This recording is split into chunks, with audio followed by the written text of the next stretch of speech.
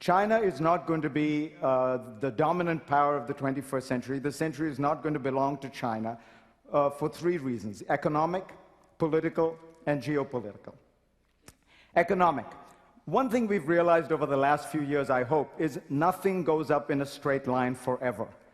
China looks like it is about to inherit the world, but you know, Japan looked like that for a while. It was the second largest economy in the world, and I don't know how many of you can remember all the tales we were told about how the world was going to become Japanese. We were all going to be eating sushi. Well, I guess we are all eating sushi, but the rest of that prediction didn't quite work out.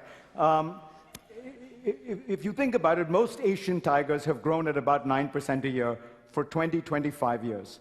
And then they shift downward, and they shift downward to 6, 5%. I'm not predicting any kind of Chinese crash. I am simply saying that China will probably follow that law of large numbers and regress at some point to a slower growth rate, perhaps a little bit later than the others because it is a much larger country. But it is also worth pointing out there are massive inefficiencies built into the Chinese system. They have a huge property bubble. Their growth is highly inefficient. China takes in foreign direct investment every month what India takes in every year. And still, it only grows 2 percentage points faster than India. In other words, if you think about the quality of Chinese growth, it's not as impressive as appears. It is massive investment, huge number of airports, 8-lane highways, high-speed rail that's being built. And as I say, if you look at what you are getting out of it in terms of the return on investment, not as impressive.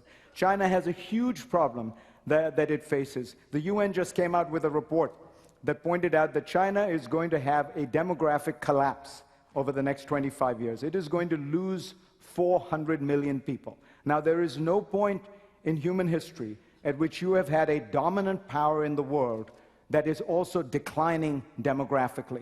It simply doesn't happen. And if you want to look at what a country in demographic decline looks like, look at Japan and ask yourself, how powerful is it?